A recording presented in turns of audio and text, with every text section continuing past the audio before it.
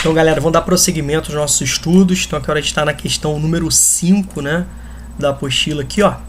Capítulo 2. Tá lá. O Brasil, Alemanha, Japão e Índia pedem reforma do Conselho de Segurança da ONU, tá? Então aqui, ó, os representantes do G4, Brasil, Alemanha, Índia e Japão, reiteraram em setembro de 2018 a defesa pela ampliação, tá, do Conselho de Segurança das Nações Unidas, né, o poderoso Conselho de Segurança das Nações Unidas, durante a reunião em Nova York. Em declaração conjunta de 10 itens, os chanceleres destacaram que o órgão, no formato em que está, com apenas 5 membros permanentes, né, e 10 rotativos, não reflete o século XXI.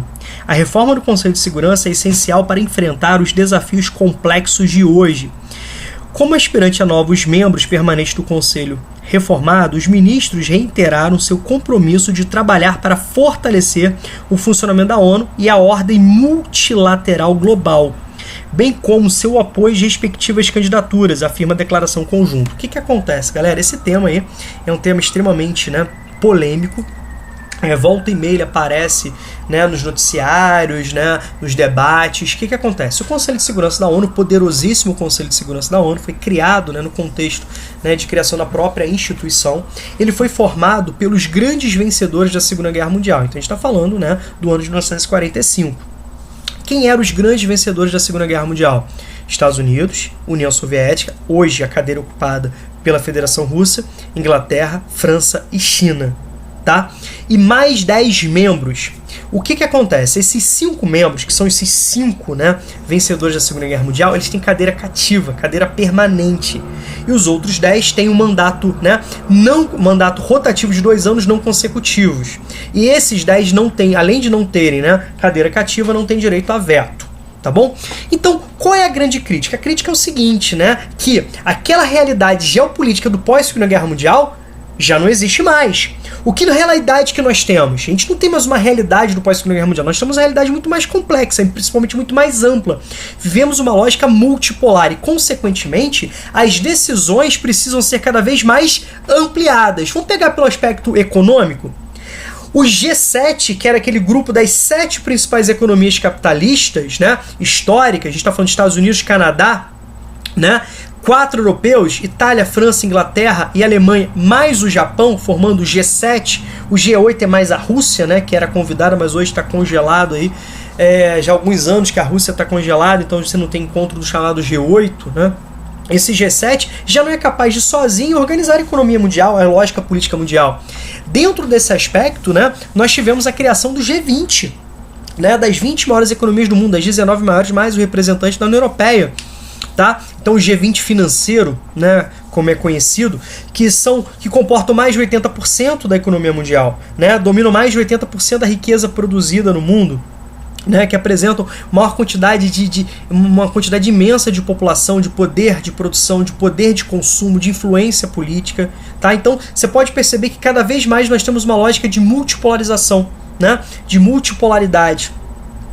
Muitos, então, eles não defendem, olha a grande crítica, eles não defendem acabar com o Conselho de Segurança, que esse formato, inclusive, inibe a prática da ONU de ser uma prática de igualdade entre as nações.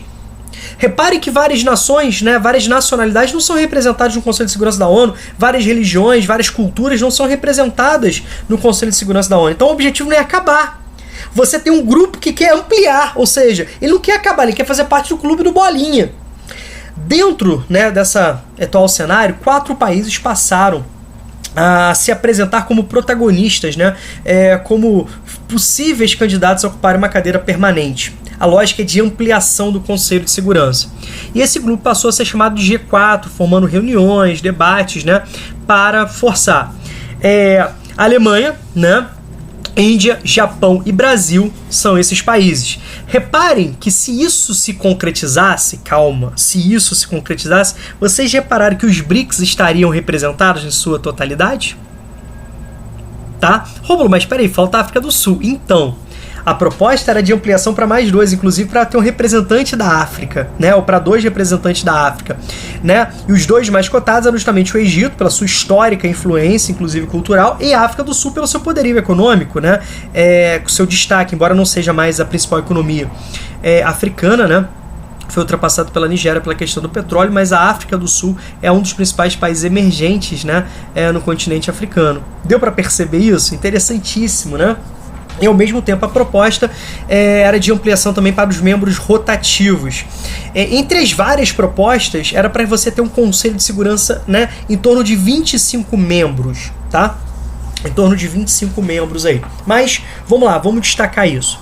Os países mencionados no texto, então a gente está falando de Brasil, Alemanha, Índia e Japão, justificam sua pretensão com base na seguinte característica comum. Então, a grande destaque é isso aqui, ó. Característica comum entre eles, certo? Extensividade da área territorial, o Japão. Deu para entender, não? Realmente, né, a Alemanha se destaca, né, em termos territoriais na Europa. O Brasil, né, é o 5º país mais extenso do globo. A Índia é um país muito extenso do globo, né? Protagonismo em escala regional, protagonismo em escala econômica, né, regional. Então a gente pode perceber